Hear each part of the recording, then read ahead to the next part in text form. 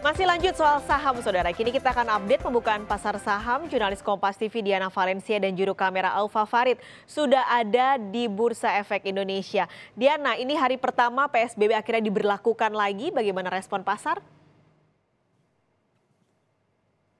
Ya, Pak Salis, benar sekali bahwa hari ini adalah hari pertama PSBB jilid kedua di wilayah ibu kota diberlakukan. Ketika kalau misalnya kita kilas balik begitu ya, Jakarta sudah mengalami kurang lebih 3 fase begitu. Yang pertama PSBB jilid pertama, PSBB total begitu. Kemudian yang kedua masuk ke masa transisi alias PSBB transisi, dan kali ini harus menarik rem darurat dan kembali ke PSBB total yang disebut sebagai PSBB jilid kedua.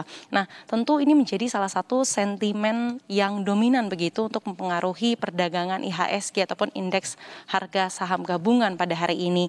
Nah, sejumlah analis sebenarnya Pak Sekali sudah menyebutkan bahwa mereka optimis bahwa kebijakan PSBB jilid kedua ini akan masih gitu ya, melanjutkan penguatan perdagangan seperti minggu lalu. Karena apabila kalau kita ingat di Jumat pekan lalu IHSG ditutup di zona hijau begitu, setelah seharian merah begitu ditutup di zona hijau, tambah ataupun menguat sekitar 125,25 poin ke level 5.016,71 di zona hijau. Nah, hari ini seperti apa kabarnya?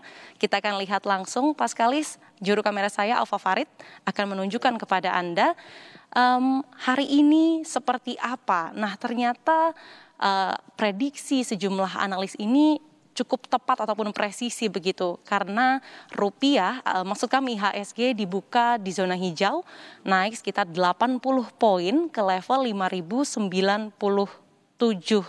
Ya, tentu ini memang jadi salah satu pertimbangan begitu ya, yakni soal PSBB ataupun pembatasan sosial berskala besar yang kita tahu sebagai kebijakan rem darurat ataupun keputusan dari pemerintah Provinsi DKI Jakarta untuk bisa mengendalikan COVID-19 yang kita tahu penambahannya baik itu di Jakarta ataupun di nasional ini masih cukup banyak. Nah, kita akan lihat Paskalis data penambahan COVID-19 dalam lingkup nasional.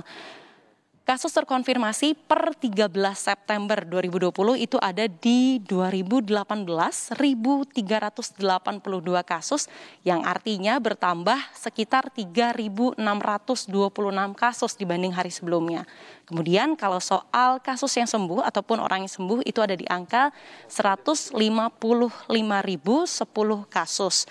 Cukup banyak juga sebenarnya yang sembuh, yakni di angka 2.552 penambahan mereka yang sembuh. Dan kalau untuk kasus meninggal itu menyentuh angka 8.723. Nah, memang data dari Kemenkes dan juga BNPB ini menunjukkan bahwa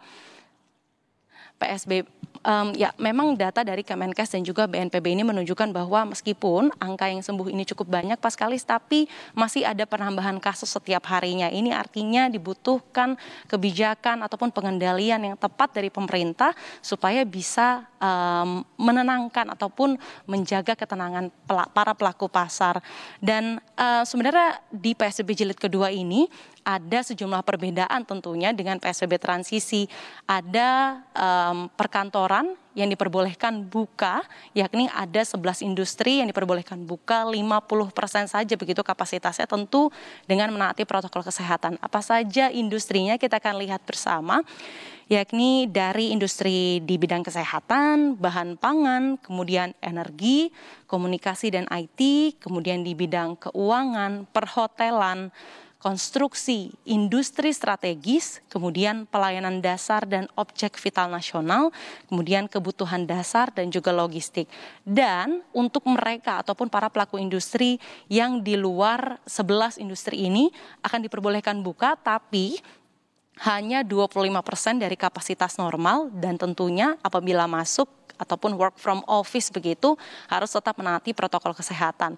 Apa yang diharapkan pasar? Tentu dengan kebijakan PSBB ini menjadi salah satu momentum untuk bisa meyakinkan bahwa COVID-19 ini bisa dijinakan ataupun dikendalikan begitu oleh pemerintah dan juga seluruh lapisan masyarakat. Dan tentunya yang paling penting untuk diingat oleh semuanya adalah semakin cepat, semakin meningkatnya disiplin diri kita akan protokol kesehatan, maka semakin cepat juga pemulihan ekonomi bisa dilakukan. Karena meskipun ada angin segar begitu bahwa ada kabar vaksin COVID-19 akan siap beredar di 2021, tapi sebelum hal itu terjadi tentu senjata kita satu-satunya untuk bisa tidak tertular COVID-19 itu adalah taat protokol kesehatan. Kembali ke Anda, Paskalis. Mengulas langsung dari Bursa Efek Indonesia, Diana Valencia, terima kasih. Saudara, tadi kita lihat tampaknya rebound untuk indeks harga saham gabungan. Kita intip sedikit untuk nilai tukar rupiah pada hari ini masih di kisaran 14.800-an.